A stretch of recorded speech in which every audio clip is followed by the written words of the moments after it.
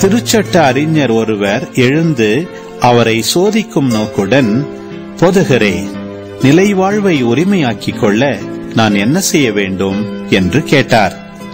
அதற்கு இயேசு, திருச்சட்ட நூலில் என்ன எழுதியிருக்கிறது? அதில் நீர் என்ன வாசிக்கிறீர் என்று அவரிடம் கேட்டார். அவர் மறுமொழியாக, உன் முழு இதயத்தோடும் முழு உள்ளத்தோடும் முழு ஆற்றலோடும் முழு மனத்தோடும் உன் கடவுளாகிய ஆண்டவரிடம் அன்பு கூர்வாயாக. உன் மீது நீ அன்பு கூர்வது போல் உனக்கு அடுத்திருப்பவர் மீதும் அன்பு கூர்வாயாக என்று எழுதியுள்ளது என்றார். இயேசு, சரியாய் சொன்னீர், அப்படியே செய்யும், அப்பொழுது வாழ்வீர் என்றார். அவர் தம்மை நேர்மையாளர் என காட்ட விரும்பி, எனக்கு அடுத்திருப்பவர் யார் என்று இயேசுவிடம் கேட்டார். அதற்கு அவர் மறுமொழியாக கூறிய ஓமை, ஒருவர் எருசலேமிலிருந்து எரிகோவுக்கு போகும்போது கள்வர் கையில் அகப்பட்டார். அவருடைய ஆடைகளை அவர்கள் உரிந்து கொண்டு அவரை அடித்து குற்றுயிராக விட்டு போனார்கள். குரு ஒருவர் தற்செயலாய் அவ்வழியே வந்தார். அவர் அவரை கண்டதும் மறுபக்கமாக விலகிச் சென்றார்.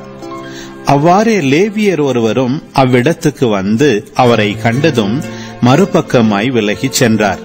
ஆனால் அவ்வழியே பயணம் செய்து கொண்டிருந்த சமாரியர் ஒருவர் அருகில் வந்து அவரை கண்டபோது அவர் மீது பரிவு கொண்டார்.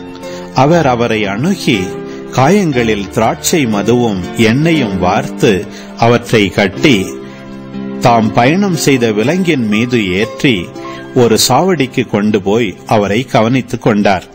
மறுநாள் 2 தெனாரியத்தை எடுத்து சாவடி பொறுப்பாளரிடம் கொடுத்து, இவரை கவனித்துக் கொள்ளும், இதற்கு மேல் செலவானால் நான் திரும்பி வரும்போது உமக்கு தருவேன் என்றார். கள்வர் கையில் அகப்பட்டவருக்கு, இம்மூவருள் எவர் அடுத்திருப்பவர் என உமக்கு தோன்றுகிறது என்று இயேசு கேட்டார். அதற்கு திருச்சட்ட அறிஞர், அவருக்கு இரக்கம் காட்டியவரே என்றார். இயேசு, நீரும் போய் அப்படியே செய்யும் என்று கூறினார்.